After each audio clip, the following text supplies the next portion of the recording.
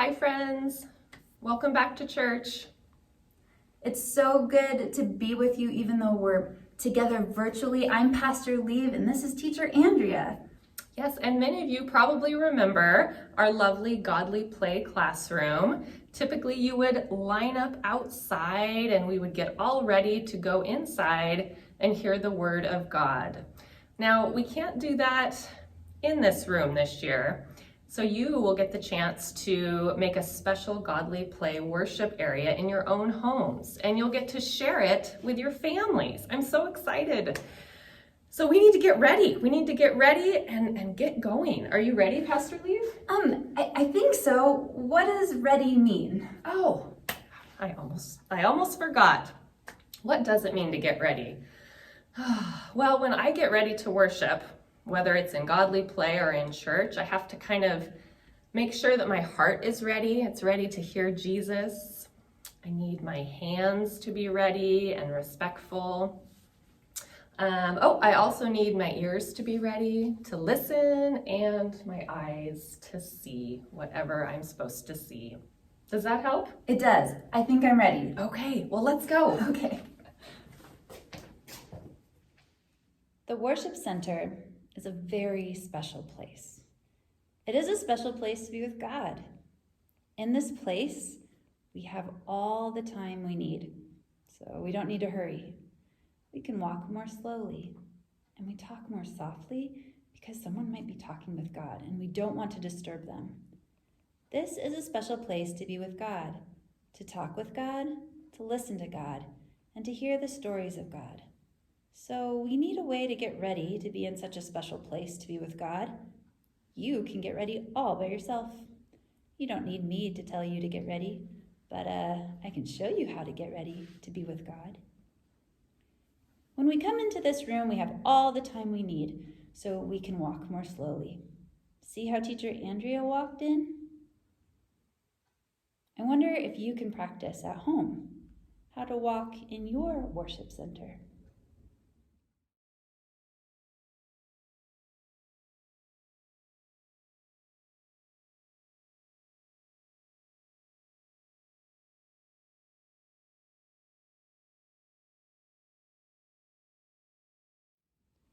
Another way to get ready to hear the stories of God is to sit with our legs crossed. This is our special way of sitting together. Watch how Teacher Andrea sits. I wonder if you can show me your special way of sitting in your room. Another way to get ready is to speak with a soft voice. We speak softly because we don't want to disturb someone who may be talking to God. I can say my name softly. Listen, my name is Leave. Now, I wonder if you can show me how to say your name softly.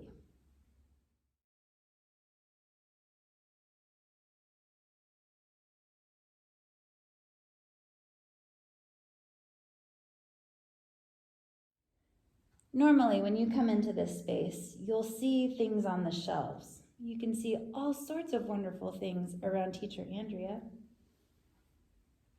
Hopefully, when we're back together, you'll be able to use some of these. But for now, we're going to use materials that we have at home. But you can make a special place with a rug. I'll show you how to get a rug, or rather, Teacher Andrea will. Let's watch her.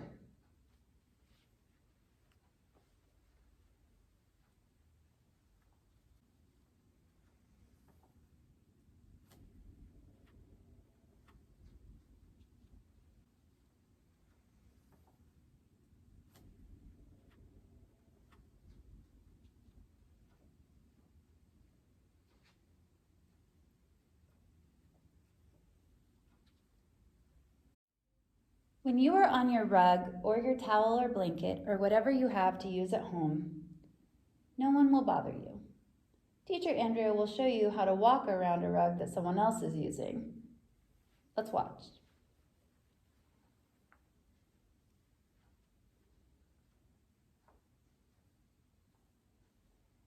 Maybe you can teach your family that they should walk around you this way when you are worshiping at home.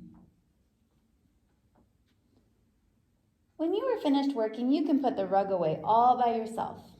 Teacher Andrea will show us how. Let's watch.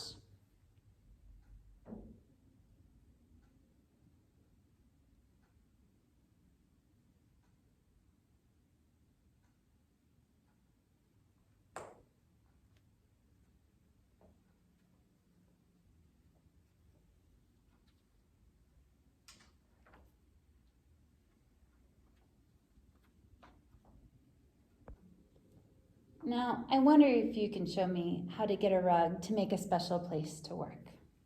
Give it a try.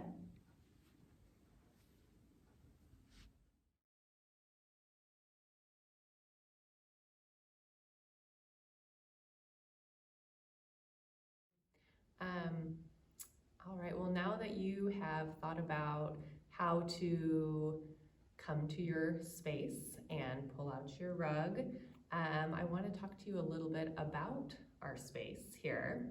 If you've been in this classroom before, you have seen all of the things that there are to do and work with. You already know that if you're sitting here on the floor in this circle, that right behind me is our altar space with our sacred stories, our Holy Family. And this really is something that is always here and always here for you to work with. And so one of the things that you're going to get a chance to do this week is to create this special space that will be part of your worship center. And in a minute, Pastor Leave is going to show you how you can do that with your family. But I wanted to tell you first a little bit more about what work is. If you've been here before, you know that after we hear our story and we have our time to wonder and be silent and ask questions, that it is time then to do our work.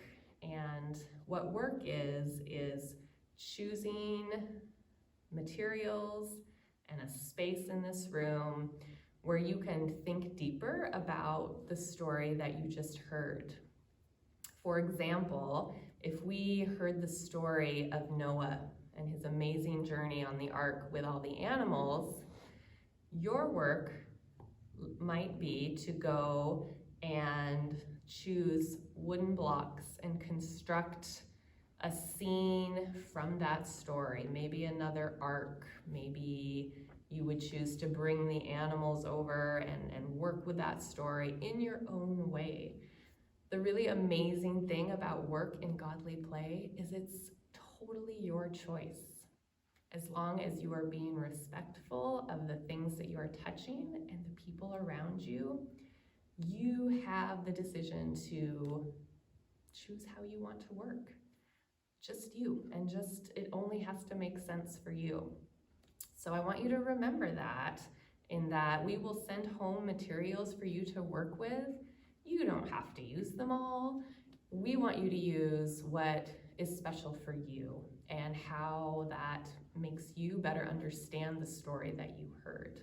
So just remember, it's all your choice, and Pastor Leave is going to tell you a little bit more about how you can create a space at home so that you can center yourself for your stories and launch out to do work.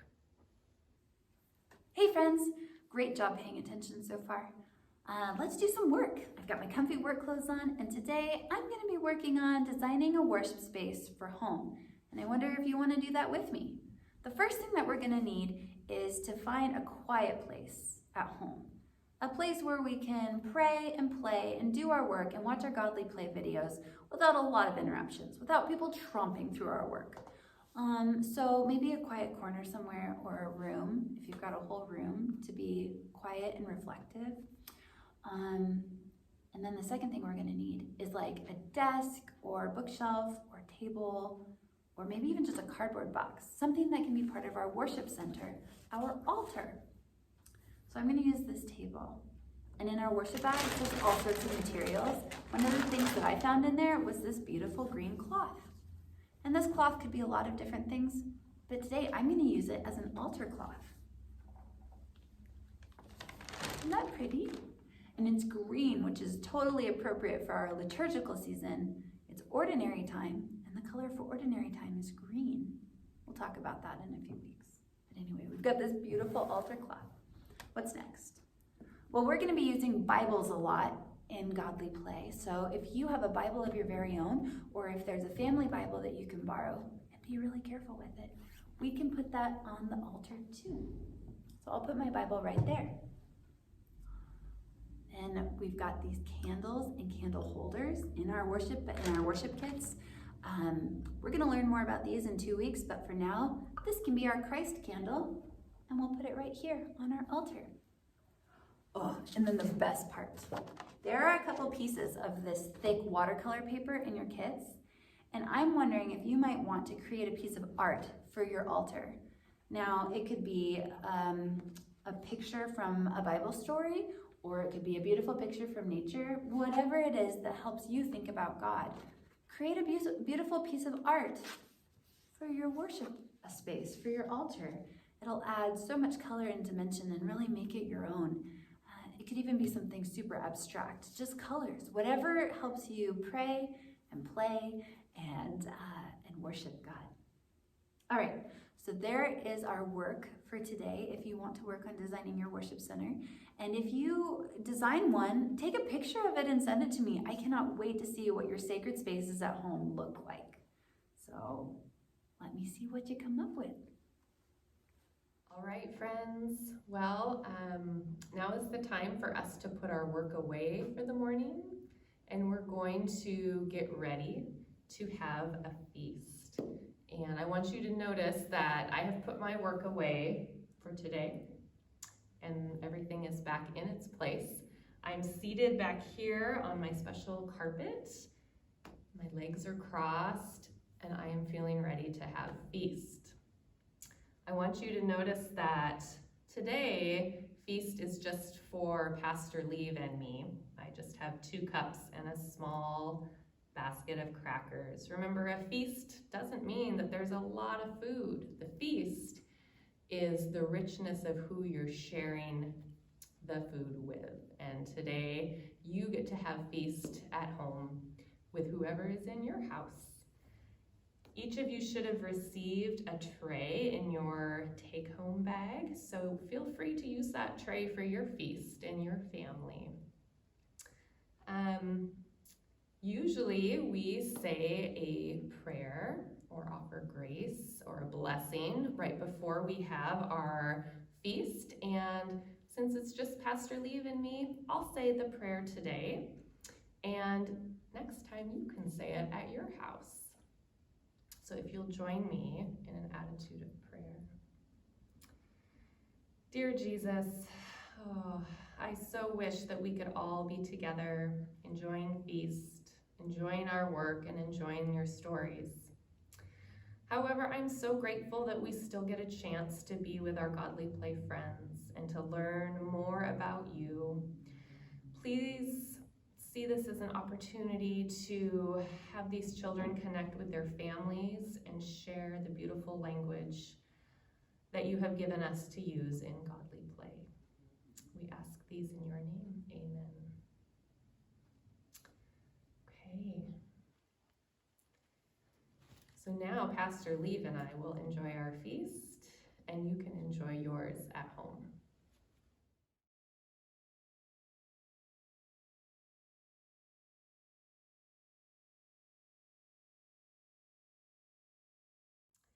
Oh, that was a wonderful feast. I hope it was wonderful at your house too. In just a minute, I'm going to put away our feast until next week. But usually what we will do is send you out with a blessing. So I'm going to have Pastor Leave come on over, and she can say goodbye and send you out with a blessing. Thank you so much for worshiping with us today, friends. We can't wait to see you again soon. Until we meet again, may God bless you and keep you. May God's face shine upon you. May God be gracious unto you and give you his peace, now and always. Amen.